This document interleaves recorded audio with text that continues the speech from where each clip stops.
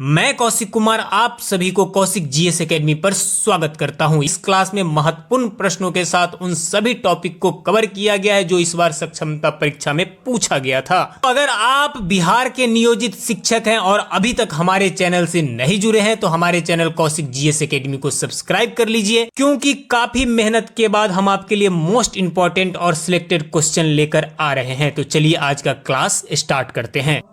पहला प्रश्न है, भारतीय संविधान में भारत को किस प्रकार वर्णित किया गया है? भारतीय संविधान में भारत को राज्यों का संघ कहा गया है। क्या कहा गया है? राज्यों का संघ। अगला प्रश्न है, आंध्र प्रदेश एक भाषाई राज्य के रूप में कब गठित किया गया? आंध्र प्रदेश को एक भाषाई राज्य के रूप में 1953 में गठित किया गया। अगला प्रश्न है, किसी राज्य के नाम में परिवर्तन करने का अधिकार किसको प्राप्त है? किसी राज्य के नाम में परिवर्तन करने का अधिकार संसद को प्राप्त है। किसे प्राप्त है? संसद को प्राप्त है। अगला प्रश्न है, अन्य राजवाड़ों के भारत में विलय के बाद भी किन तीन राज्यों में भारत में शामिल होना विलंबित किया? ये तीन राज्य थे जो भारत में शामिल होना नहीं चाहते थे, ये स्वतंत्र रहना चाहते थे। ये राज्य थे जूनागढ़, हैदराबाद और जम्मू कश्मीर। अगला प्रश्न है कि 500 से अधिक राजवाड़ों देसी रियासतों के भारत में विलय के लिए कौन उत्तरदायी था?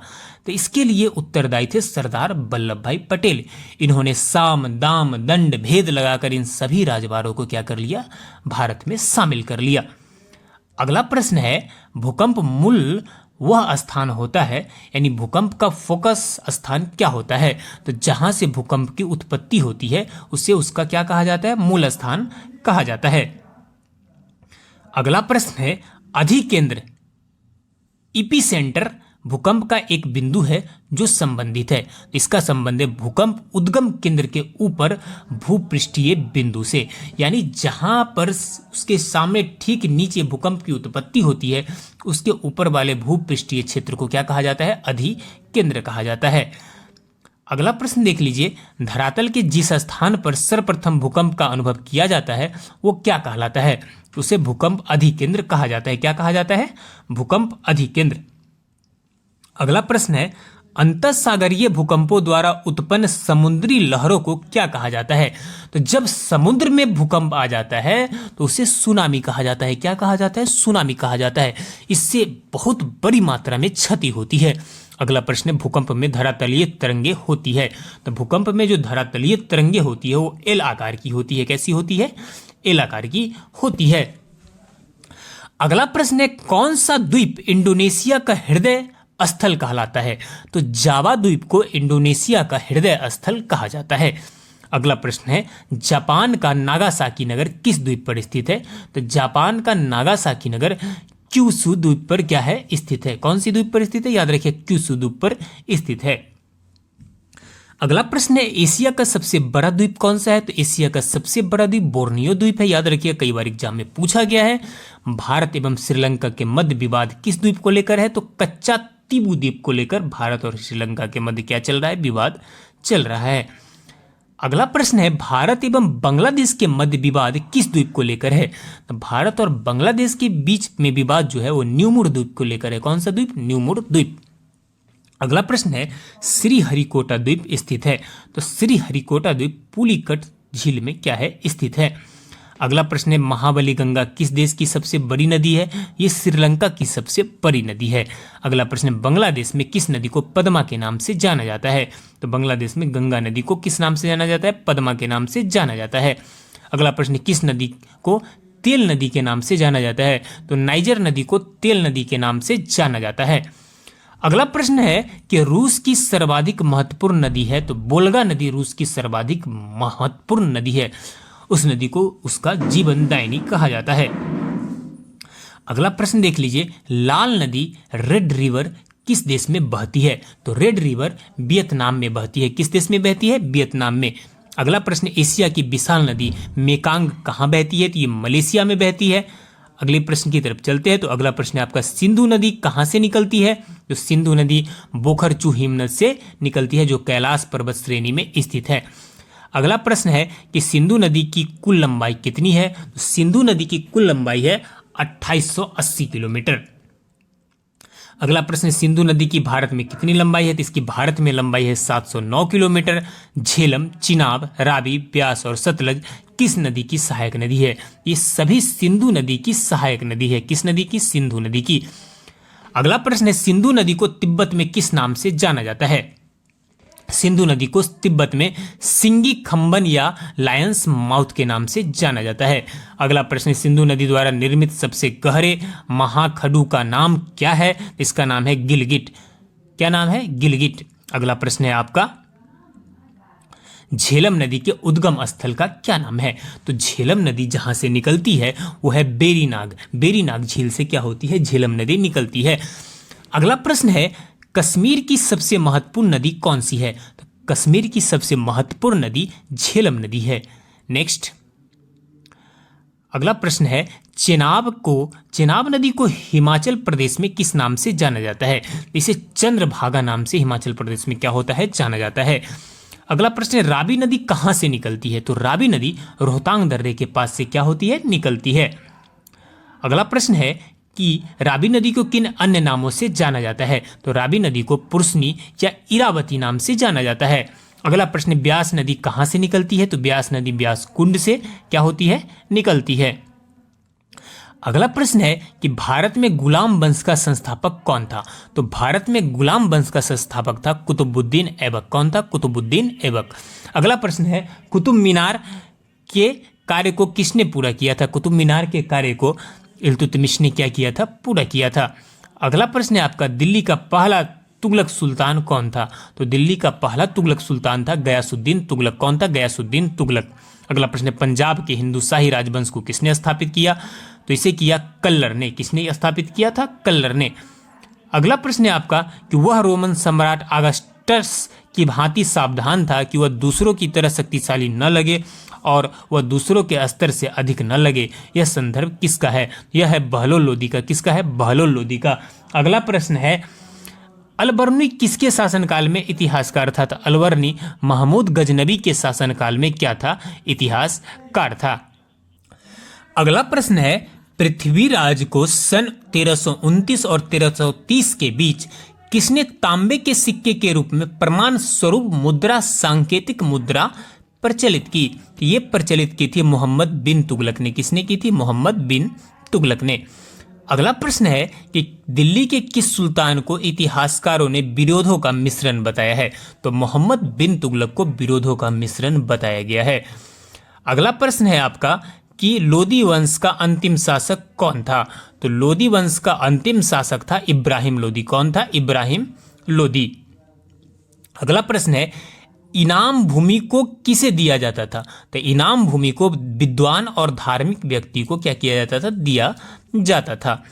अगला प्रश्न देख लीजिए कि उत्तरी भारत की प्रथम मुस्लिम महिला शासक, दिल्ली पर राज करने वाली प्रथम महिला शासक थी, तो वो थी रजिया सुल्तान। कौन थी?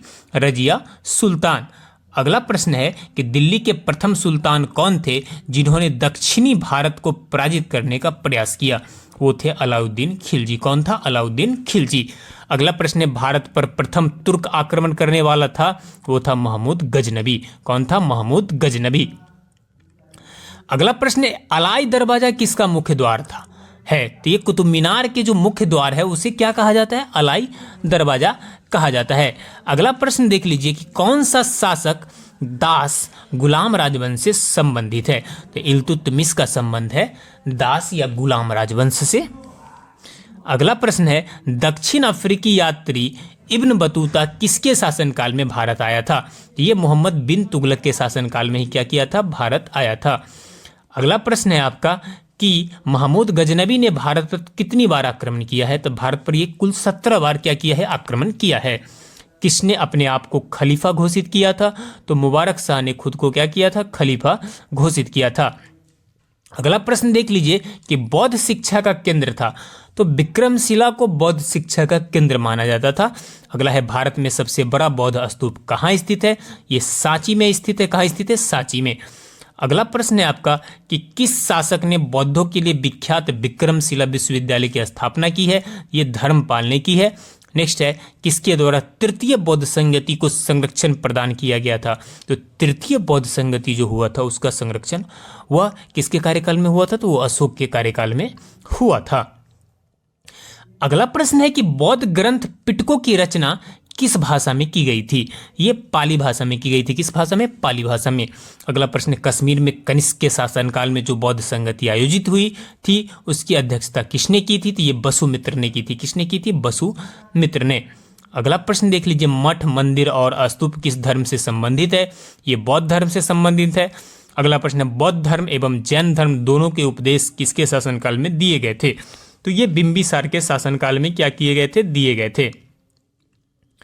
अगला प्रश्न है गौतम बुद्ध ने अपना प्रथम उपदेश कहाँ दिया था? तो गौतम बुद्ध ने अपना प्रथम उपदेश सारनाथ में दिया था। अगला प्रश्न है बौद्ध धर्म ग्रहण करने वाली पहली महिला कौन थी? तो वो थी प्रजापति गौतमी। कौन थी? प्रजापति गौतमी। अगला प्रश्न है बोध गया स्थित है? बोध गया बिहार में स्थित है। जातक किसका ग्रंथ है? तो जातक बौद्ध धर्म का क्या है? एक पवित्र क्या है? ग्रंथ है। अगला प्रश्न है आपका कि सिद्धार्थ को ज्ञान की प्राप्ति कहाँ हुई थी? तो सिद्धार्थ को ज्ञान की प्राप्ति बोध गया में हुई थी। कहाँ पर हुई थी? बोध गया में, बोधि वृक्ष के नीचे। अगला प्रश्न है सारनाथ में बुद्ध का प्रथम प्रवचन कहलाता है? तो सारनाथ में जो भगवान बुद्ध ने जो अपना प्रथम प्रवचन दिए थे उसे धर्म चक्र परिवर्तन कहा जाता है। अगला प्रश्न है बौद्ध धर्म ने समाज के किन वर्गों पर महत्वपूर्ण प्रभाव डाला? तो महिला और शूद्र पर बौद्ध धर्म का क्या पड़ा था? महत्वपूर्ण प्रभाव पड़ा था। अगला प्रश्न है कि बुद्ध ने गृह त्याग का प्रतीक है? तो बुद्ध के जो गृह त्याग का प्रतीक है वो है आपका क्या है? घोड़ा। बुद्ध के गृह त्याग के प्रतीक घोड़ा को माना जाता है। नेक्स्ट है कि गौतम बुद्ध द्वारा भिक्षुणी संघ की स्थापना कहाँ की गई थी?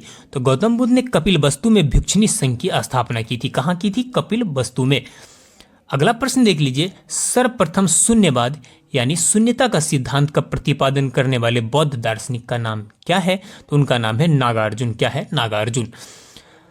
अगला है प्रश्न कि तमाशा, लावनी, लेजम, दही कला और मौनी, यह जो है ये जो आपका शास्त्रीय नृत्य है, ये लोक नृत्य है, इसका संबंध कहाँ से है? इसका संबंध है महाराष्ट्र से। कहाँ से है? महाराष्ट्र से है। नेक्स्ट आप देख सकते हैं कि कारागम, कावरी, बसंत, आत्म और कुंभी का संबंध तमिलनाडु से है। जट, जट्टिन, कर्मा, जाटरा, सरहुल और माघा जो लोक नृत्य है इसका संबंध बिहार से है। अगला प्रश्न देख लीजिए, छाऊ, गरुण वाहन, डंडा नटा और सवारी और संचार इसका संबंध उड़ीसा राज्य से है। कर्मा, भगोरिया और सैला का संबंध छत्तीसगढ़ से है। अगला प्रश्न है कि बिहुआ, बैसाख, बिहू, बोई, साजू, नागा नृत्य और राखल का संबंध असम से है। पाइका, सरहुल, कर्मा, लुझरी, कर्मा, जट, जारिन इसका संबंध कहाँ से है? झारखंड राज्य से है। अगला प्रश्न देख लीजिए कि हिंडनबर्ग रेखा, हिंडनबर्ग रेखा जो इंटरनेशनल लाइंस है वो जर्मनी और पोलैंड के बीच की जो अंतर्राष्ट्रीय रेखा है उसे हिंडनबर्ग रेखा कहा जाता है। नेक्स्ट भारत और पाकिस्तान की जो सीमा रेखा है उसे रेड क्लिफ के नाम से जाना जाता है। अगला प्रश्न है कि भारत और चीन की जो सीमा रेखा है इसे मैकमोहन रेखा के नाम से जाना जाता है। और मैगीनॉट रेखा किन दो देशों के बीच में है? तो ये जर्मनी और फ्रांस के बीच की जो रेखा है वो क्या कहलाती है? मैगीनॉट रेखा कहलाती है। और नेक्स्ट है कि मैनर हिम रेखा, तो ये रूस एवं फिनलैंड के बीच की जो अंतर्राष्ट्रीय रेखा है उसे मैनर हिम रेखा कहा जाता है। 38वीं समांतर रेखा किस दो देशों के बीच में है? तो ये तो काफ़ी फेमस है। उत्तर कोरिया का नाम कौन नहीं जानता है? तो उत्तर कोरिया एवं दक्षिण कोरिया के बीच की जो अंतर्राष्ट्रीय रेखा है इसे 38वीं समांतर रेखा के नाम से क्या होता है? जाना जाता है। अगला है पीसा का मीनार किस देश में अवस्थित है? तो पीसा का मीनार इटली में अवस्थित है। पिरामिड स्थित है तो मिस्र में क्या स्थित है? पिरामिड मिस्र में स्थित है। नेक्स्ट है एफिल टावर को 1887 से 1889 के बीच निर्मित की गई थी, वह कहाँ पर स्थित है? तो एफिल टावर पेरिस में स्थित है। फिनिक्स फॉर्म कहाँ है? तो ये डरबन में स्थित है। फिनिक्स फॉर्म कहाँ स्थित है? ये डरबन में स्थित है। अगला है येलो स्टोन नेशनल पार्क कहाँ अवस्थित है? तो ये यूएसए में स्थित है।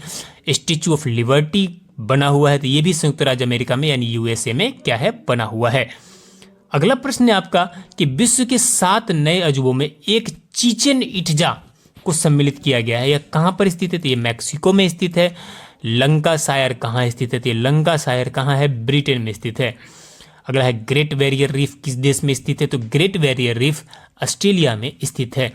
रेड स्क्वायर कहाँ स्थित है? तो रेड स्क्वायर मॉस्को में स्थित है, काफी फेमस प्लेस है। अगला है पंजशीर घाटी, ये अफगानिस्तान में स्थित है। पंजशीर घाटी आपको अंकोर वाट मंदिर समूह किस देश में है? ये कंबोडिया में है, कंपूचिया यानी कंबोडिया में स्थित है अंकोर वाट मंदिर।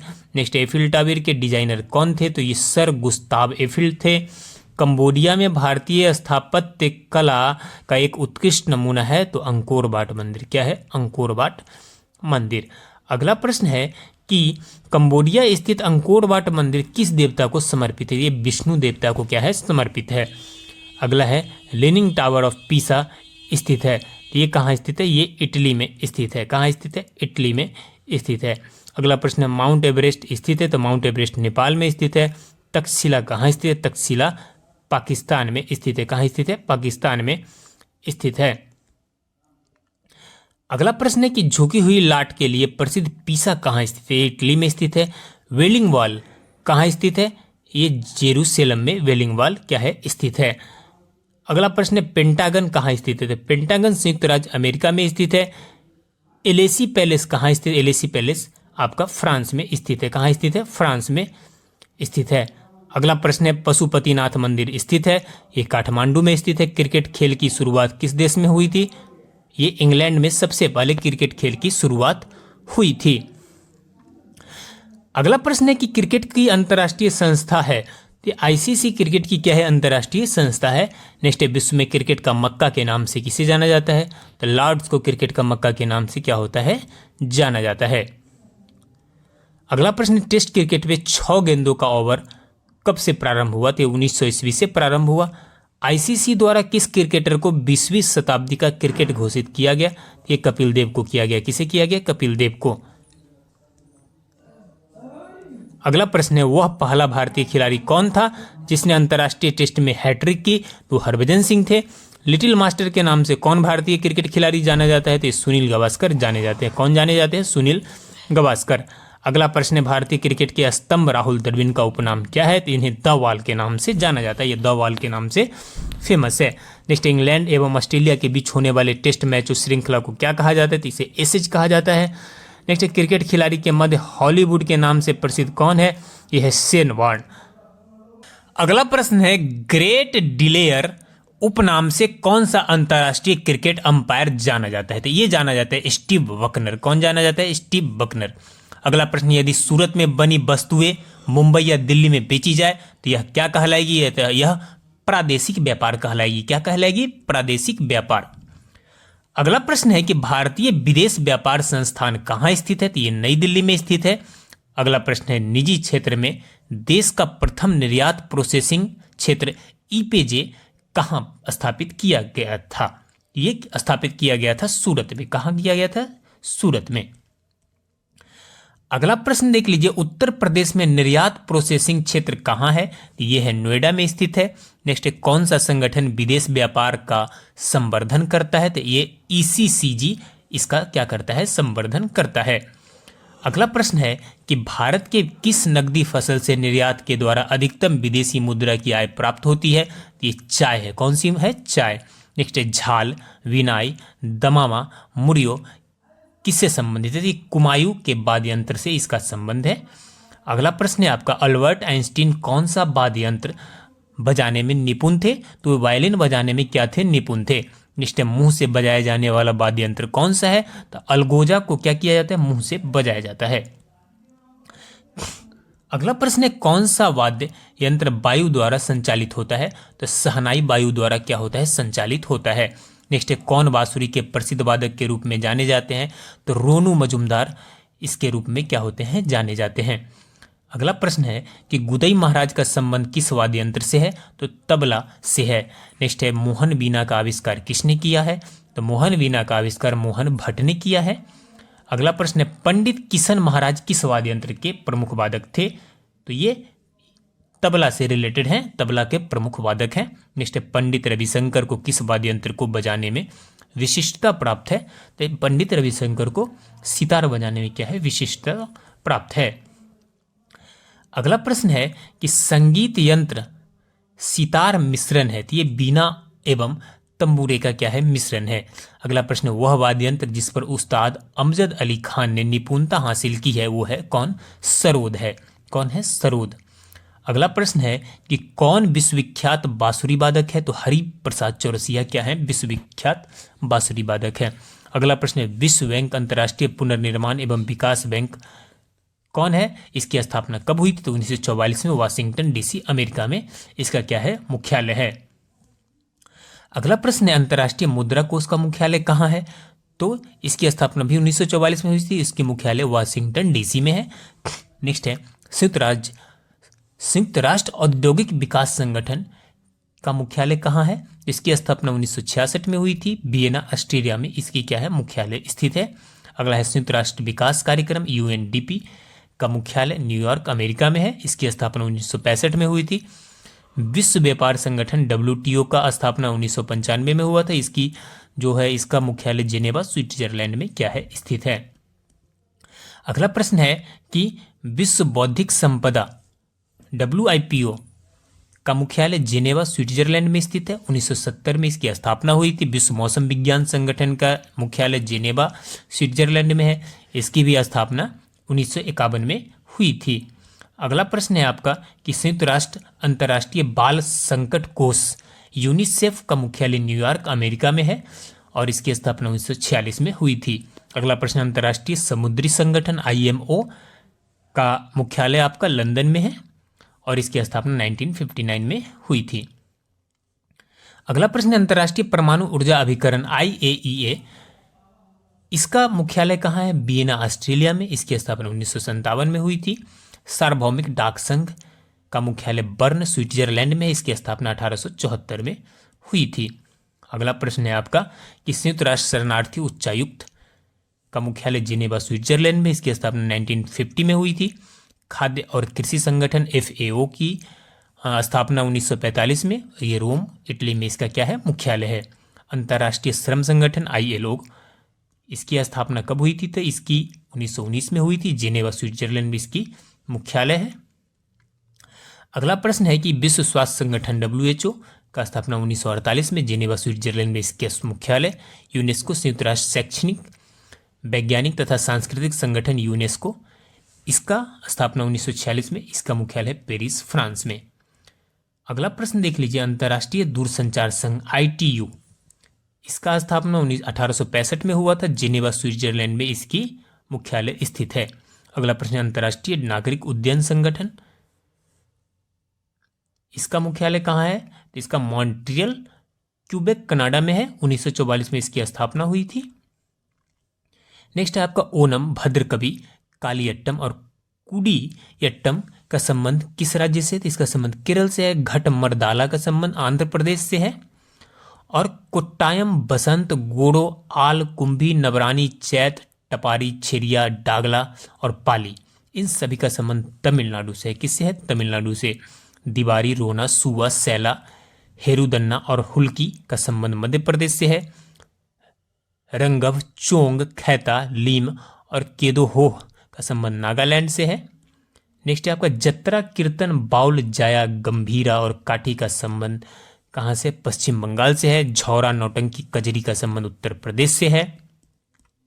राउफ हो गया, हिकत हो गया, चाकरी हो गया, भारवा गीत हो गया, इन सभी का संबंध जम्मू कश्मीर से है। नेक्स्ट है सुईसिनी, घूमर का संबंध राजस्थान से है। नेक्स्ट है डांडिया, गरबा, रासलीला, झकोलिया और लास्या का संबंध गुजरात से है। भांगड़ा, गिद्धा, किकली और घमान का संबंध पंजाब राज्य से है। आगे देख लीजिए, बम्बू का संबंध मेघालय से है। छपेली का संबंध हिमाचल प्रदेश से है। अगला है कौन सा ग्रह सूर्य का चक्कर सबसे कम समय में लगाता है, तो बुध सूर्य का चक्कर सबसे कम समय में क्या करता है, लगाता है, क्योंकि सबसे नजदीक का ग्रह कौन है, बुध है। अगला प्रश्न, सबसे तीव्र गति से सूर्य का चक्कर लगाने वाला ग्रह भी बुध है। सौरमंडल का कौन सा ग्रह लगभग पृथ्वी जितना बड़ा है, तो वो है विनस, शुक्र है। कौन है, विनस। पृथ्वी का जुड़वा, भगनी सभी विनस को ही कहा जाता है, याद रखिएगा। अगला है किस ग्रह को पृथ्वी की बहन कहा जाता है, ये शुक्र हो गया। किस ग्रह को शाम का तारा कहा जाता है, तो ये भी शुक्र ग्रह है, इन्हें इवनिंग स्टार कहा जाता है। अगला प्रश्न, सबसे चमकीला ग्रह शुक्र हो गया। संविधान की 12वीं अनुसूची संबंधित है। तो आपको बता दूं कि 12वीं अनुसूची का संबंध है नगर पालिकाओं के अधिकार संबंधी प्रावधान से। नेक्स्ट है, भारतीय संविधान की अनुसूचियों में कौन सी एक राज्य के नामों की सूची तथा उसके राज्य क्षेत्रों का ब्यौरा देता है? तो ये पहली अनुसूची है। नेक्स्ट है आपका, भारतीय संविधान में 9वीं अनुसूची परिवर्धित है। तो ये परिवर्धित है प्रथम संशोधन द्वारा। नेक्स्ट है, यदि भारत संघ के एक नए राज्य का सृजन करना हो तो संविधान अनुसूचियों से किस सूची को अवश्य संशोधित किया जाना चाहिए? तो ये पहली अनुसूची है। कौन सी है? पहली अनुसूची। अगला प्रश्न है, भारत के संविधान के किस अनुसूची में विभिन्न राज्यों में अनुसूचित क्षेत्रों के प्रशासन और नियंत्रण के लिए विशेष उपबंध है? ये 5वीं है। कौन सी है? 5वीं। अगला प्रश्न है, संविधान के किस अनुसूची में प्रत्येक राज्यों तथा संघ राज्य क्षेत्रों के लिए राज्यसभा में स्थानों का आवंटन की सूची है? तो ये 4th अनुसूची है। कौन सी अनुसूची इससे रिलेटेड है? 4th अनुसूची। अगला प्रश्न है, भारतीय संविधान में 22 भाषाओं को राजभाषा का दर्जा प्रदान किया गया है। आप सभी को पता है इन राजभाषाओं का उल्लेख किस अनुसूची में है? तो 8वीं अनुसूची का संबंध किससे है? राजभाषा से रिलेटेड है। नेक्स्ट है कि भारतीय संविधान की 8वीं अनुसूची का संबंध किससे है? तो ये भाषाओं से है। भारतीय संविधान में कितनी अनुसूचियां हैं? आप सभी को पता है भारतीय संविधान में कुल 12 अनुसूचियां हैं। दल बदल के आधार पर निर्वाचित सदस्यों की अयोग्यता संबंधी विवरण संविधान की किस अनुसूची में दिया गया है? तो 10वीं अनुसूची में दिया गया है। नेक्स्ट, संविधान सभा की प्रारूप समिति द्वारा प्रस्तुत प्रारूप संविधान में कितनी अनुसूचियां हैं? तो 8 अनुसूचियां हैं। नेक्स्ट है, संविधान सभा द्वारा अंतिम रूप से पारित संविधान में कुल अनुसूचियां हैं। तो उस टाइम में भी कितनी अनुसूचियां थी? 8 से मूल संविधान में अनुसूचियों की संख्या कितना था? 8 था। नेक्स्ट है आपका, किस संविधान संशोधन अधिनियम द्वारा भारतीय संविधान में 9वीं अनुसूची जोड़ा गया? तो पहले ही संविधान संशोधन में क्या किया गया? 9वीं अनुसूची जोड़ा गया। नेक्स्ट है, संविधान की द्वितीय अनुसूची का संबंध किससे है? तो द्वितीय अनुसूची का संबंध महत्वपूर्ण पदाधिकारियों के वेतन से। याद रखिएगा, किससे है? वेतन से। अगला प्रश्न है आपका कि भारत संघ में शामिल राज्यों और संघ शासित क्षेत्रों का उल्लेख भारतीय संविधान के किस अनुसूची में है? यह है प्रथम अनुसूची में। शिक्षा को किस संविधान संशोधन द्वारा राज्य सूची में से संवर्धित सूची में लाया गया है? तो 42वां संविधान संशोधन द्वारा क्या किया गया है? लाया गया है। अगला प्रश्न है, भारतीय संविधान में किस संशोधन द्वारा नागरिकों के मौलिक कर्तव्यों को सम्मिलित किया गया है? ये 42वें संविधान संशोधन में मौलिक कर्तव्यों को क्या किया गया? भारतीय संविधान में सम्मिलित किया गया। अगला प्रश्न है, संशोधन द्वारा किस संविधान संशोधन द्वारा किन्हीं विशेष परिस्थितियों में नीति निर्देशक सिद्धांतों को मूल अधिकारों के ऊपर अधिक महत्व देने का प्रावधान है? ये 42वें संविधान संशोधन है। अगला प्रश्न है कि भारतीय संविधान की प्रस्तावना में धर्मनिरपेक्ष समाजवादी तथा राष्ट्र की एकता अखंडता वाक्यांश किस संशोधन द्वारा समाविष्ट किया गया है? वह है 42वें संविधान संशोधन द्वारा। अगला है, 42वें संविधान संशोधन अधिनियम 1976 से भारतीय संविधान में एक नया अध्याय जोड़ा गया है। वो है क्या? मौलिक कर्तव्य। क्या है? मौलिक कर्तव्य। इस तरह से आज का क्लास समाप्त हुआ। अगर आपको हमारे यह मेहनत पसंद आया हो तो आप हमारे चैनल कौशिक जीएस अकेडमी को सब्सक्राइब कर लीजिए। चलिए मिलते हैं नेक्स्ट क्लास में, तब तक के लिए जय हिंद। किस स्थान के उत्खनन में तांबे की मुहरें प्राप्त हुई थी? तो हड़प्पा के उत्खनन में तांबे की मुहरें प्राप्त हुई थी। साथ में आप याद रखिएगा कि हड़प्पा सभ्यता या सिंधु घाटी सभ्यता का काल 2400 ईसा पूर्व से 1700 ईसा पूर्व माना गया है। सिंधु घाटी सभ्यता की खोज दयाराम साहनी ने 1921 ईस्वी में किया था। तो ये प्रश्न बार बार पूछा जाता है, आप इसे याद रखिएगा। अगला प्रश्न है कि कौन सी सभ्यता सिंधु घाटी सभ्यता के समकालीन मानी जाती है? तो उस काल में बहुत ही कम सभ्यता विकसित हुआ था, तो सिंधु घाटी सभ्यता के समकालीन मेसोपोटामिया के सभ्यता को माना जाता है, क्योंकि कई चीजें दोनों को सिमिलर मिला है। अगला प्रश्न देखते हैं। अगला प्रश्न है, महात्मा बुद्ध का जन्म, निर्वाण और ज्ञान की प्राप्ति किस तिथि को हुई थी? तो आपको बता दें कि महात्मा बुद्ध का जन्म, निर्वाण और ज्ञान की प्राप्ति तीनों सेम तिथि को हुई थी। काफी इंपॉर्टेंट पॉइंट है। तीनों क्या हुई थी? सेम तिथि को हुई थी। तीनों बैसाख पूर्णिमा के दिन हुआ था। किस दिन हुआ था? बैसाख पूर्णिमा के दिन। अगला प्रश्न है आपका कि कौटिल्य ने किस भाषा में अर्थशास्त्र की रचना की थी? तो उस काल में, जिस समय चंद्रगुप्त मौर्य का काल था, कौटिल्य का काल था, उस टाइम में ज़्यादातर जो संस्कृत में ही रचनाएं होती थी। तो कौटिल्य ने जो अर्थशास्त्र की रचना की है वो किस में की है? वो संस्कृत भाषा में की है। किस में की है? संस्कृत भाषा में। याद रखिएगा। अगला प्रश्न है कि अशोककालीन अभिलेखों को पढ़ने में सर्वप्रथम सफलता किसे मिली। तो उससे पहले काफ़ी लोगों ने कोशिश किया था अशोक के अभिलेखों को पढ़ने का, लेकिन किसी को सफलता नहीं मिली थी। पहली बार जेम्स प्रिसेप को अशोक के अभिलेखों को पढ़ने में क्या मिली थी, सफलता मिली थी। अगला प्रश्न है कि मंगोलों ने सबसे पहले किसके शासनकाल में भारत में क्या किया था, आक्रमण किया था।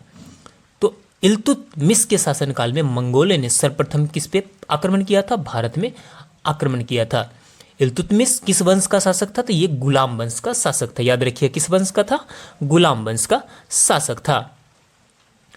अगला प्रश्न है कि दिल्ली सल्तनत के किस शासक ने सर्वप्रथम एक वस्त्र निर्माणशाला स्थापित की थी। तो मोहम्मद बिन तुगलक, काफ़ी फेमस शासक था दिल्ली सल्तनत का। मोहम्मद बिन तुगलक ने क्या की थी, पहली बार एक वस्त्र निर्माणशाला का स्थापना किया था। अगला प्रश्न है कि तैमूर का आक्रमण किसके शासनकाल में हुआ था भारत में। तो ये महमूद शाह के शासनकाल में हुआ था। किसके शासनकाल में हुआ था, महमूद शाह के शासनकाल में तैमूर ने आक्रमण किया था। काफ़ी खूंखार आक्रमणकारी था। आप बचपन में कई किताबों में इसकी कहानियाँ पढ़े होंगे, तैमूर की कहानियाँ हम लोगों ने भी बचपन में पढ़ा है। तो अगला प्रश्न है, अंग्रेजों ने हुगली में 1651 में अपनी प्रथम कोठी किसकी अनुमति से बनाई थी। तो अंग्रेजों ने 1651 में शाह सूजा की अनुमति से क्या बनाई थी, हुगली में अपनी कोठी बनाई थी। अंग्रेज जब आए यहाँ पे तो व्यापार करना जब उन्होंने शुरू किया तो कई जगह पे या समुद्र के किनारे वाले एरिया में जहाँ पे उनका जहाज का लगाया जाता था, तो वहाँ पे कई कोठियाँ उन्होंने बनाना स्टार्ट किया। तो हुगली में उन्होंने शाह सूजा की अनुमति से क्या बनाई, अंग्रेजों ने कोठियाँ बनाई। अगला प्रश्न देख लीजिए, किसके विरुद्ध अंग्रेजों ने अवध के मध्यस्थ राज्य बफर स्टेट के रूप में रखा था। तो यह मराठों के क्या रखा था, मराठों के विरुद्ध। नेक्स्ट है, अगला जो प्रश्न है वो है आपका कि अकबर ऑफ कश्मीर किसे कहा जाता है। तो कश्मीर का अकबर जैनुन आबेदीन को कहा जाता है। किसे कहा जाता है, जैनुन आबेदीन को। इसकी कहानियाँ आप पढ़ेंगे, काफ़ी फेमस हुआ है यह भी काफ़ी अच्छे शासक था। तो इसे कश्मीर का क्या कहा जाता है, अकबर के नाम से जाना जाता है। अगला प्रश्न है कि दिल्ली के किस सुल्तान के कृषि के लिए अलग विभाग बनाया, फसलों का चक्रण, रोटेशन ऑफ क्रॉप्स करने की योजना की। क्योंकि देखिए हमारा जब इतिहास उठा के देखेंगे तो हरित क्रांति से पहले भारत में भी अनाजों की काफ़ी कमी हुआ करती थी। तो कई राजा महाराजा हुए, कई शासक हुए जो कोशिश किए कृषि को बढ़ावा देने के लिए। तो उसमें एक शासक कौन था, ये था मोहम्मद बिन तुगलक, जिसने क्या किया, कृषि के लिए एक अलग विभाग बनाया जो फसलों का चक्रण, क्या होता है कि फसलों के चक्रण से अच्छी उपज मानी जाती थी। अगला प्रश्न है आपका कि कुत्ते तथा मनुष्य के एक साथ कंकाल किस ऐतिहासिक स्थान से प्राप्त हुए हैं। तो ये बुर्ज होम से प्राप्त हुए हैं। कहाँ से प्राप्त हुए हैं, बुर्ज होम से प्राप्त हुए हैं। अगला प्रश्न है कि दिल्ली के किस सुल्तान ने सर्वप्रथम सिंचाई पर कर लगाया था। तो सिंचाई पर कर लगाने वाले काफ़ी कम सुल्तान हुए, क्योंकि जानते थे कि यहाँ पे फसलों की उतनी अच्छी उपज नहीं होती है, फसलों की स्थिति उतनी अच्छी है नहीं। तो दिल्ली के जो सुल्तान था वो था फिरोज तुगलक। कौन था, फिरोज तुगलक। अगला प्रश्न है आपका कि इस्तमरारी बंदोबस्त किसके शासनकाल में प्रारंभ हुआ। तो ये प्रारंभ हुआ था लॉर्ड कॉर्नवालिस के शासनकाल में। किसके शासनकाल में, काफ़ी कुछ सुधार या काफ़ी कुछ आयोजन हुआ लॉर्ड कॉर्नवालिस के कार्यकाल में। तो ये किसके कार्यकाल में हुआ था, लॉर्ड कॉर्नवालिस के कार्यकाल में। नेक्स्ट है, अगला प्रश्न है कि शुंग राजवंश का संस्थापक कौन था। तो शुंग राजवंश का संस्थापक था पुष्यमित्र शुंग। कौन था, पुष्यमित्र शुंग। यह प्रश्न भी इस बार एग्जाम में क्या हुआ था, पूछा गया था। अगला प्रश्न है कि अनेकतावाद किस धर्म के सिद्धांत तथा मनोविज्ञान का मुख्य केंद्र है।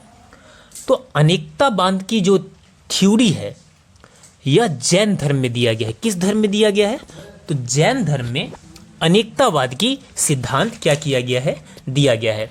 आप सभी को पता होना चाहिए कि जैन धर्म के जो प्रथम तीर्थंकर थे वो कौन थे, वो ऋषभदेव थे। कौन थे, ऋषभदेव थे। और जो जो VBI है, जो एग्जाम में बार बार पूछा जाता है, 23वें कौन थे? वो पार्श्वनाथ थे। और आपका जो अंतिम तीर्थंकर कौन थे? तो भगवान महावीर थे। तो ये तीनों VBI प्रश्न हैं, आप इसे याद रखिएगा। साथ में आपको बता दें कि भगवान महावीर को 12 वर्षों की कठिन तपस्या के बाद जिम्भिक ग्राम के समीप रिजुपालिका नदी के तट पर साल वृक्ष के नीचे तपस्या करते हुए क्या हुआ था? संपूर्ण ज्ञान का बोध हुआ था, यानी ज्ञान की प्राप्ति हुई थी। तो ये प्रश्न भी आप याद रखिएगा। साथ में आपको बता दूं कि प्रथम जैन संगति कब हुआ था? 300 ईसा पूर्व में, जो पाटलिपुत्र में हुआ था। द्वितीय बौद्ध संगति 512 ईसा पूर्व में, जो बल्लभी में हुआ था। ये दोनों VBI है। पहला बौद्ध संगति अस्तुल भद्र के अध्यक्ष थे उनके, और द्वितीय में श्रबण अध्यक्ष थे। तो नेक्स्ट क्वेश्चन देखते हैं। अगला प्रश्न है कि दिल्ली के किस सुल्तान ने स्वयं को दूसरा सिकंदर ईसानी कहा है? तो यह कहा है खुद को अलाउद्दीन खिलजी ने। किसने कहा है? अलाउद्दीन खिलजी। काफ़ी फेमस, काफ़ी खूंखार शासक रहा है अलाउद्दीन खिलजी। नेक्स्ट है, शेखुल हिंद की पदवी किसको दी गई है? ठीक, तो शेखुल हिंद की पदवी ख्वाजा मोइनुद्दीन चिश्ती को दी गई थी। किसे? ख्वाजा मोइनुद्दीन चिश्ती को दी गई थी। अगला प्रश्न देख लीजिए कि किसके शासनकाल में मुगलों तथा मेवाड़ के राजा के बीच चित्तौड़ की हस्ताक्षरित हुई थी? तो ये हुआ था जहांगीर के शासनकाल में। किसके शासनकाल में? एक मेवाड़ ही ऐसा जो राज्य क्षेत्र था, मेवाड़ के जो राजा महाराजा थे जिन्होंने मुगलों के खिलाफ काफ़ी लड़े हैं, वो हार नहीं माने हैं। अगला प्रश्न है, ग्लोब पर कर्क रेखा भारत के कितने राज्यों से होकर गुजरती है? तो भारत के 8 राज्यों से होकर क्या होती है? कर्क रेखा गुजरती है। नेक्स्ट है आपका अगला प्रश्न है, विश्व का सबसे विशाल मरुस्थल कौन सा है? तो विश्व का सबसे विशाल मरुस्थल सहारा मरुस्थल है, जो अफ्रीका में स्थित है। भारत का सबसे बड़ा मरुस्थल कौन सा है?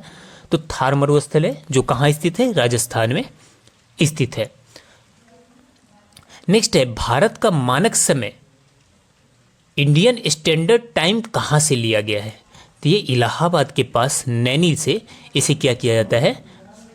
लिया जाता है। नेक्स्ट है, अगला प्रश्न है, भारत के सबसे दक्षिणी छोर का नाम क्या है? तो भारत के सबसे दक्षिणी छोर का नाम है इंदिरा पॉइंट, जो ग्रेट निकोबार पर क्या है? स्थित है। भारत के सबसे उत्तरी छोर का नाम क्या है? तो वो है इंदिरा कॉल। क्या है? इंदिरा कॉल। इसे भी आप क्या कीजिएगा? याद रखिएगा। अगला प्रश्न है कि भारत का सबसे उत्तरी बिंदु इंदिरा कॉल कहाँ स्थित है? तो ये है जम्मू कश्मीर में स्थित। कहाँ है? जम्मू कश्मीर में स्थित है। अगला प्रश्न है कि सौरमंडल में ग्रहों की संख्या कितनी है? ये सभी को पता होना चाहिए कि ग्रहों की संख्या कितना है? 8 है। नेक्स्ट है, भारत के खोजकर्ता कौन थे? तो भारत का खोजकर्ता वास्को डी गामा को माना जाता है। अगला प्रश्न है कि भार नहीं है, यहाँ पे होगा थार। थार रेगिस्तान किस राज्य में स्थित है? तो ये राजस्थान में स्थित है। भारत किस गोलार्ध में स्थित है? तो भारत उत्तरी गोलार्ध में स्थित है। किस गोलार्ध में स्थित है? जब आप मैप पे जाएंगे, ग्लोब पे जाके देखेंगे तो आपको विषुवत रेखा से उत्तर में दिखाई देगा भारत। तो भारत किस गोलार्ध में है? उत्तरी गोलार्ध में क्या है? स्थित है। अगला प्रश्न है कि लीप वर्ष में कितने दिन होते हैं? तो लीप वर्ष में क्या होते हैं? 366 दिन होते हैं। नॉर्मल ईयर में 365 डेज होता है, आप सभी को पता है। भारत में राष्ट्रीय राजधानी क्षेत्र का नाम क्या है? तो भारत के जो राष्ट्रीय राजधानी क्षेत्र है उसका क्या नाम है? दिल्ली। नेक्स्ट, उत्तरी गोलार्ध व दक्षिणी गोलार्ध में दिन रात कब बराबर होता है? तो दोनों उत्तरी गोलार्ध में आपको बता दूं 21 मार्च और दक्षिणी गोलार्ध में 22 सितंबर को क्या होता है? दिन और रात क्या होता है? बराबर होता है। अगला प्रश्न है कि ध्रुवों पर कितने माह के दिन व रात होते हैं? तो ध्रुवों पर 6 माह के दिन, 6 माह दिन होता है और 6 माह रात होता है। नेक्स्ट है, जोजिला दर्रा किस राज्य में स्थित है?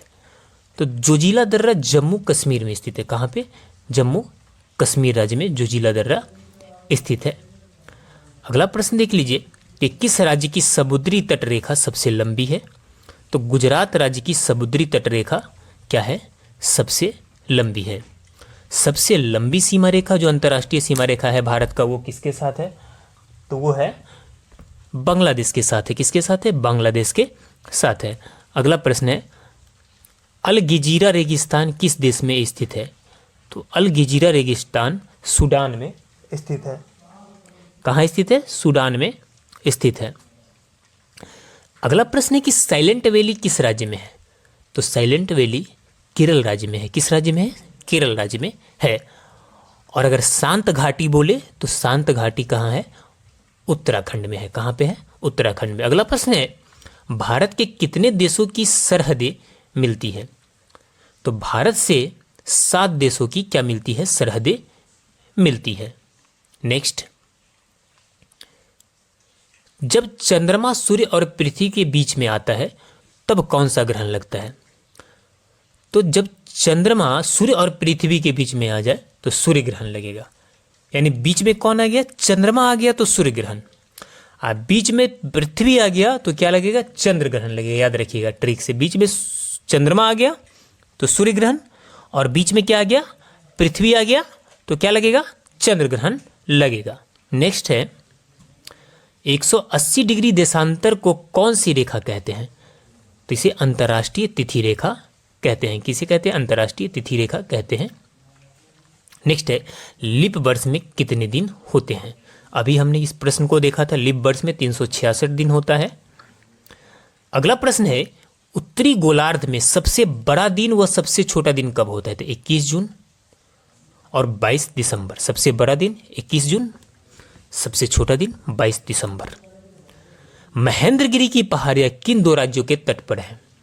तो महेंद्रगिरी की पहाड़ियाँ उड़ीसा और आंध्र प्रदेश के तट पर स्थित हैं। पब्बन द्वीप कहाँ स्थित है? पब्बन द्वीप काफ़ी फेमस द्वीप है, ये मन्नार की खाड़ी में क्या है? स्थित है।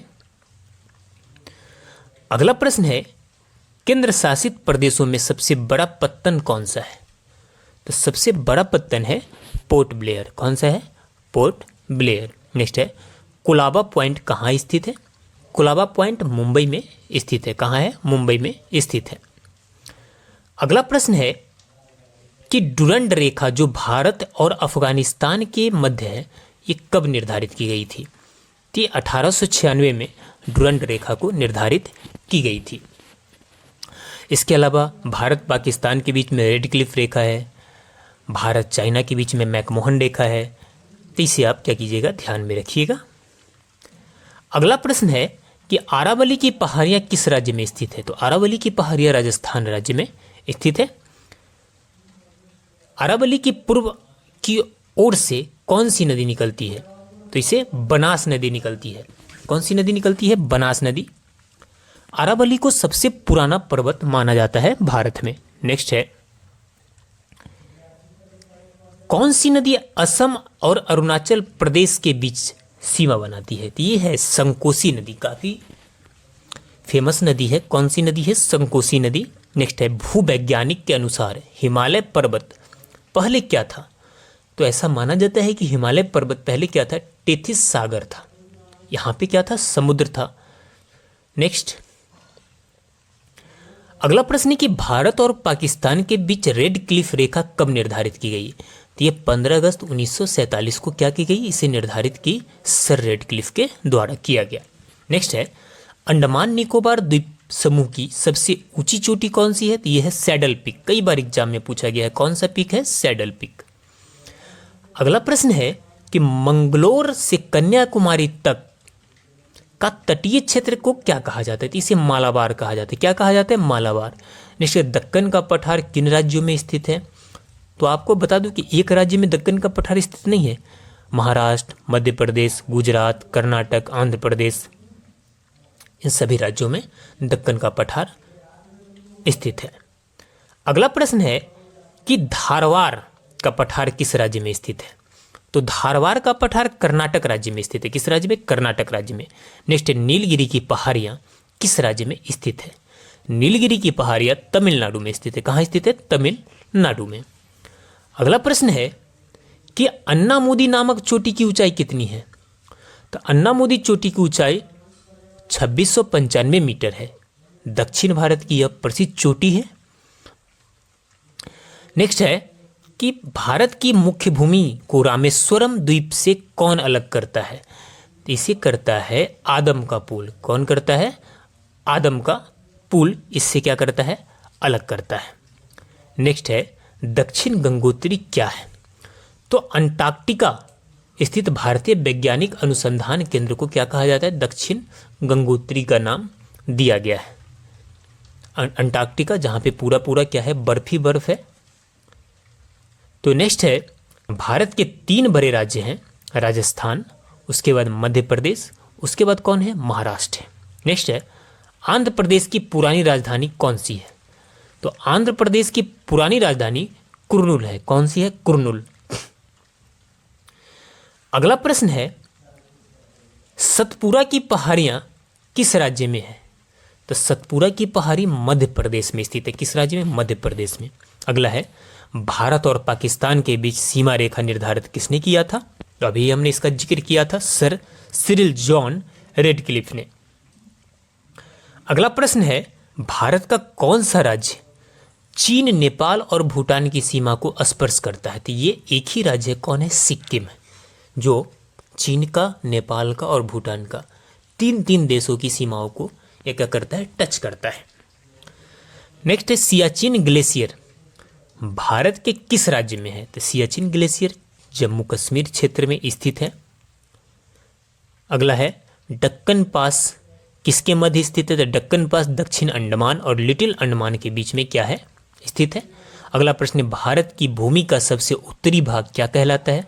इसे इंदिरा कॉल कहा जाता है। क्या कहा जाता है? इंदिरा कॉल। दक्षिणी भाग को इंदिरा पॉइंट। थार भूमि ये तो पहले ही हो चुका है, राजस्थान में। भारत का कौन सा राज्य सबसे अधिक राज्य की सीमाओं को स्पर्श करता है? तो ये कौन है? उत्तर प्रदेश है।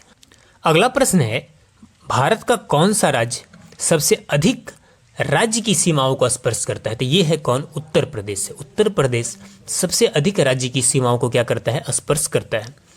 अगला प्रश्न है स्वतंत्रता से पहले कौन सा भारतीय क्षेत्र काला पानी के नाम से जाना जाता था? तो अंडमान निकोबार द्वीप समूह, क्योंकि बहुत सारे कैदी को वहाँ एक जेल बनाया गया था जिसमें रखा जाता था, यानी माना जाता है कि काला पानी की सजा वहाँ पे दी जाती थी। तो ये कहाँ स्थित है? अंडमान निकोबार द्वीप समूह में। अगला प्रश्न है झांसी नगर भारत के किस राज्य में स्थित है? तो झांसी नगर उत्तर प्रदेश में स्थित है। अगला है भारत की सबसे लंबी सुरंग पीर पंजाल सुरंग किस राज्य में है? तो ये जम्मू कश्मीर में है। अगला प्रश्न है सर्वप्रथम इंडिया शब्द का प्रयोग भारत के लिए किस भाषा में किया गया? तो ये ग्रीक भाषा में किया गया था। किसमें? ग्रीक में।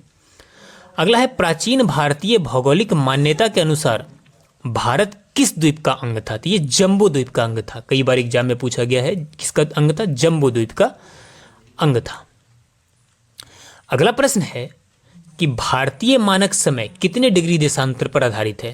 तो ये 82 डिग्री देशांतर पर क्या है? आधारित है। नेक्स्ट है आदम का पुल किन 2 देशों के मध्य स्थित है? तो बैरन एवं नारकोंडम के बीच क्या है? स्थित है। अगला प्रश्न है हैदराबाद का जुर्बा नगर कौन सा है? तो ये सिकंदराबाद है। अरब सागर में स्थित भारतीय द्वीपों की विशिष्टता क्या है? तो सभी द्वीप प्रवाल से उद्गमित हैं। अगला प्रश्न है मैकान का पठार भारत के किस राज्य में है? तो मैकान का पठार छत्तीसगढ़ राज्य में स्थित है। किसमें? छत्तीसगढ़ में। छोटा नागपुर किसका नाम है?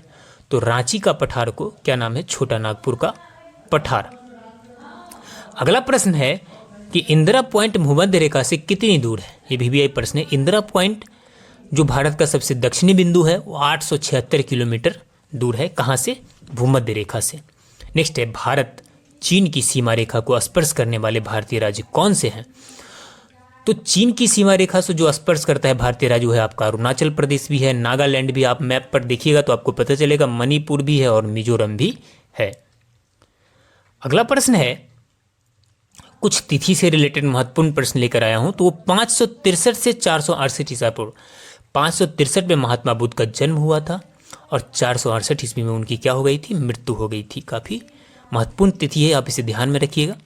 वहीं पे महावीर स्वामी का जीवन काल की बातें करें तो 540 ईस्वी में इनकी जन्म हुई थी, 463 ईस्वी में इनकी क्या हो गई थी? मृत्यु हो गई थी। अगला है, यहां पर देख लीजिए कि राजगिरी में पहली बार बौद्ध संगति 483 ईस्वी में क्या हुआ था, ईसापुर में पहला बौद्ध संगति हुआ था। ये भी महत्वपूर्ण तिथि है। पहला बौद्ध संगति राजगिरी में पहली बार हुआ था। कब हुआ था? 483 ईस्वी में। 383 ईस्वी में वैशाली में द्वितीय बौद्ध संगति हुआ था। ये दोनों प्रश्न भी आई हैं, ध्यान रखिएगा इसे। और यहां पर बात करें अगला प्रश्न की, तो ये है सिकंदर का भारत में आगमन। सिकंदर 327 से 325 तक कहाँ रहा था? भारत में आगमन हुआ था 327 में, 325 में वो यहाँ से क्या हुआ था? चला गया था। अगला प्रश्न 305 ईसा पूर्व में क्या महत्वपूर्ण घटना हुई? यूनानी शासक सेलुकस के द्वारा के राजदूत मेगास्थनीज का भारत आगमन हुआ। अगला प्रश्न है 273 से 232 ईसा पूर्व, मौर्य सम्राट अशोक का शासनकाल।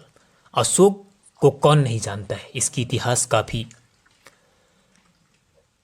इसका शासनकाल काफी प्रसिद्ध है। इसने एक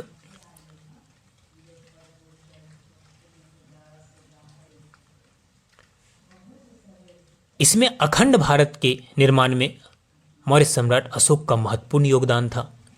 अगला प्रश्न है 261 ईसा पूर्व, मौर्य सम्राट अशोक द्वारा कलिंग विजय कब किया गया? 261 ईसा पूर्व में कलिंग युद्ध जीता, जिसके बाद अशोक के जो है मन में, उसके चिंतन में परिवर्तन आ गया, उसकी सोच में परिवर्तन आ गया। अगला प्रश्न है कि 250 ईसा पूर्व की घटनाएं देख लीजिए। तो पाटलिपुत्र में तृतीय बौद्ध संगति हुआ था 250 ईसा पूर्व में। पहला राजगिरी, दूसरा वैशाली और तीसरा पाटलिपुत्र, तीनों याद रखिएगा। 190 ईसा पूर्व में इंडो ग्रीक आक्रमण हुआ भारत पर। 184 ईसा पूर्व में क्या हुआ? 184 ईसा पूर्व में पुष्यमित्र शुंग द्वारा अंतिम मौर्य वंशीय शासक वृद्धरथ की हत्या कर शुंग वंश की स्थापना की गई। 184 से 75 ईसा पूर्व में शुंग वंश का शासनकाल रहा। 180 से 165 ईसा पूर्व में इंडो ग्रीक शासक डेमोट्रियस का शासनकाल रहा। 75 से 30 ईसा पूर्व तक कर्ण वंश का शासनकाल रहा।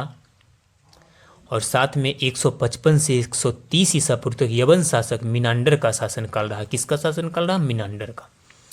ईस्वी सन की बातें करते, ईस्वी सन की महत्वपूर्ण तारीख जो है उसकी ध्यान देते हैं हम। 14 से 15 ईस्वी में आसपास शक शासन, गुंदो फर्नीज का शासनकाल, ईसाई धर्म प्रचार हेतु रोमन संत सेंट टॉमस एक्विनस की भारत यात्रा, यूची कुसानो का भारत यात्रा, ये सारी चीजें 14-15 ईस्वी में घटित हुआ।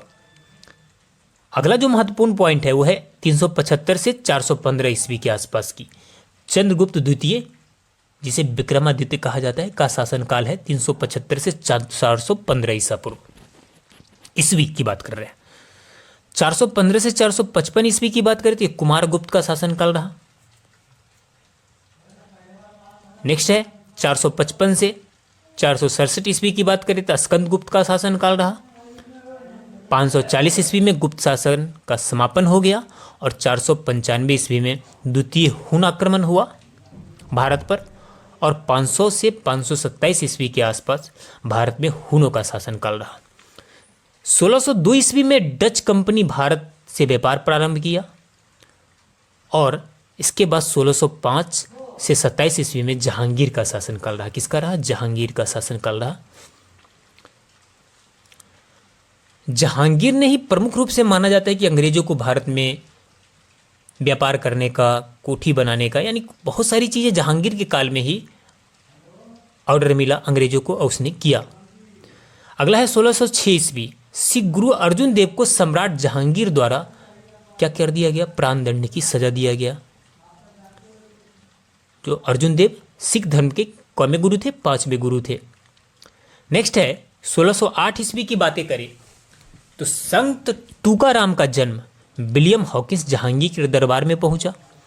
1619 ईस्वी में पुलिकट में डच फैक्ट्री स्थापित हुई। इस तरह से धीरे धीरे भारत में अंग्रेजों का वर्चस्व क्या हुआ? बढ़ता गया, विदेशी व्यापार बढ़ते गए। 1611 ईस्वी में मछलीपट्टनम में प्रथम अंग्रेजी फैक्ट्री स्थापित हुई। 1580 ईस्वी में अकबर के दरबार में गोवा से प्रथम जेसुइट मिशन आया। आगे है 1582 ईस्वी आ गया और आ गया अकबर का शासनकाल। 1582 में दीन ए इलाही की स्थापना की गई। दीन ए इलाही धर्म की स्थापना अकबर ने अलग से किया था। 1583 ईस्वी में इलाही संवत की शुरुआत की गई। 1600 ईस्वी आ गया और यहाँ आते आते ईस्ट इंडिया कंपनी की स्थापना हो गया। लगभग अंग्रेज पूरी तरह से भारत पर अपना वर्चस्व बढ़ाने की अपनी तैयारी करने लगे। 1602 ईस्वी आ गया, डच कंपनी भारत से व्यापार प्रारंभ कर दिया और इसके बाद 1605 ईस्वी से 1627 ईस्वी तक जहांगीर का शासनकाल रहा। इसमें अंग्रेजों ने काफ़ी कोठियाँ स्थापित की, काफ़ी अपना व्यापार इंक्रीज किया। अगला है विजयनगर के राज दरबार में आने वाला विख्यात मुस्लिम यात्री कौन था? ये था अब्दुल रज्जाक। विजयनगर के शासनकाल में आया था अब्दुल रज्जाक, भारत आया था। नेक्स्ट है कि मुगल सम्राटों में चित्रकला का पारखी कौन था? तो चित्रकला का स्वर्ण युग जहांगीर के शासनकाल को कहा जाता है। वास्तुकला का स्वर्ण युग शाहजहां के शासनकाल को कहा जाता है। आप जानते हैं कि शाहजहां ने क्या क्या नहीं बनवाया है, ताजमहल से लेकर हर चीज़ बनवाया, लाल किला। अगला प्रश्न है मौर्य साम्राज्य के अंत के बाद किस वंश का उद्भव हुआ? तो शुंग वंश का क्या हुआ था? उद्भव हुआ था। मौर्य के बाद कौन आया था? शुंग वंश आया था। अगला प्रश्न है भारत में यूरोपीय व्यापारियों के आगमन की सही क्रम क्या है? तो सबसे पहले पुर्तगाली आया था, उसके बाद डच, फिर अंग्रेज, फिर फ्रांसीसी। मिलाने वाले में आता है ऐसा प्रश्न, याद रखिएगा। अगला है 1833 चार्टर एक्ट के अनुसार बंगाल का गवर्नर जनरल अब भारत का गवर्नर जनरल हो गया था। इस प्रकार भारत का प्रथम गवर्नर जनरल कौन बना था? तो वो था लॉर्ड विलियम बेंटिक। कौन था? Lord William Bentinck. और प्रथम वायसराय कौन था? तो लॉर्ड कैनिन। याद रखिए कौन था? Lord Canning. अगला प्रश्न है कि किस बौद्ध संगति में बौद्ध धर्म की हीनयान और महायान शाखाओं का उदय हुआ था? तो इस दोनों का उदय हुआ था, आपको बता दें कि चतुर्थ बौद्ध संगति में। किसमें? चौथे बौद्ध संगति में।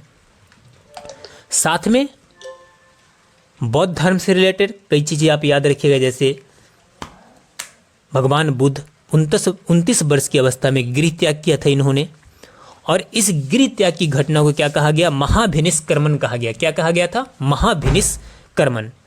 इनके पहले गुरु अलार कलाम थे और इन्होंने अपनी जो पहला उपदेश दिया था वो पाली भाषा में दिया था, ये भी आप याद रखिएगा। और जो इनकी मृत्यु हुई थी वह महापरिनिर्वाण कहा गया। क्या कहा गया उसे? महापरिनिर्वाण। और इन्होंने जो पहला उपदेश दिया था उसे धर्म चक्र परिवर्तन कहा गया। क्या कहा गया? धर्म चक्र परिवर्तन कहा गया है।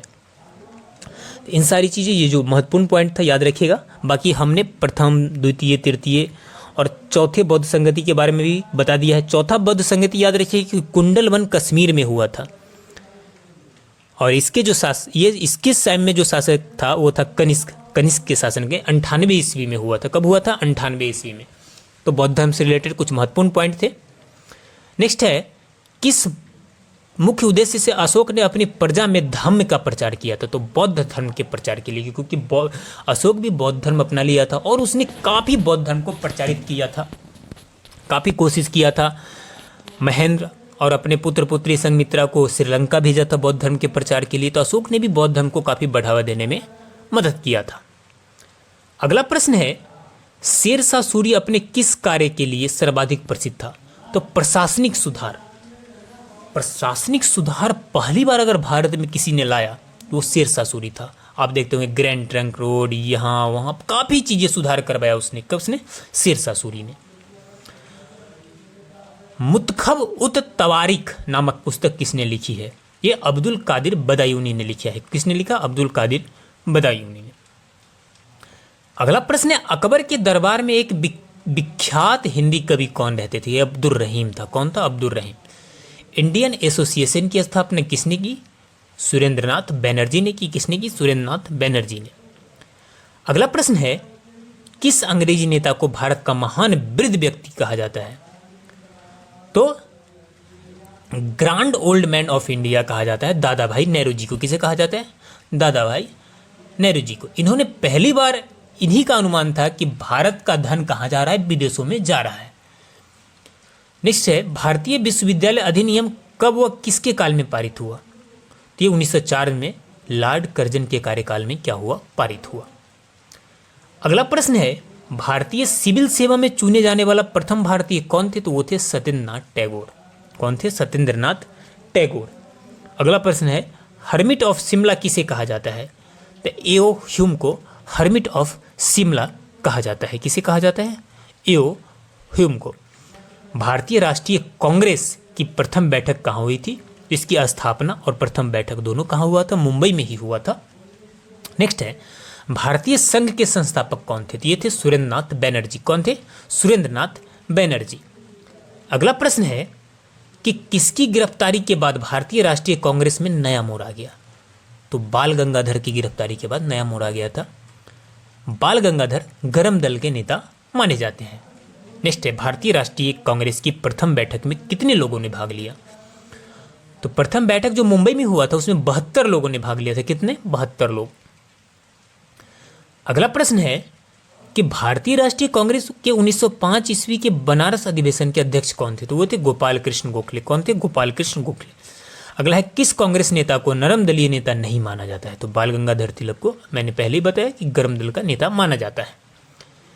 अगला प्रश्न है कि बंगाल का विभाजन कब व किस वायसराय ने किया था? तो 1905 में लॉर्ड कर्जन के कार्यकाल में बंगाल का क्या हुआ था? विभाजन हुआ था। भारतीय राष्ट्रीय कांग्रेस का प्रथम मुस्लिम प्रेसिडेंट कौन थे? तो वो थे बदरुद्दीन तैयब जी। कौन थे? बदरुद्दीन तैयब जी।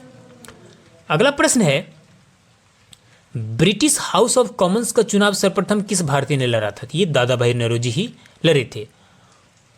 नेक्स्ट है, भारतीय कांग्रेस के साथ इंडियन एसोसिएशन का विलय कब हुआ? 1883 में हुआ था। अगला प्रश्न है, a nation in the making नामक पुस्तक किसने लिखी है? यह पुस्तक लिखी है सुरेंद्रनाथ टैगोर ने। किसने लिखी है? सुरेंद्रनाथ टैगोर ने। अगला प्रश्न है, लैंड होल्डर सोसाइटी की स्थापना किसने की? यह की द्वारकानाथ टैगोर ने। किसने की? द्वारकानाथ टैगोर ने। अगला प्रश्न है, भारतीय राष्ट्रीय आंदोलन 1905 से 1917 की अवधि क्या कहलाती है? तो इसे उग्रवादी चरण कहा जाता है। क्या कहा जाता है? उग्रवादी चरण। अगला प्रश्न है कि भारतीय राष्ट्रीय कांग्रेस की प्रथम महिला अध्यक्ष कौन थी?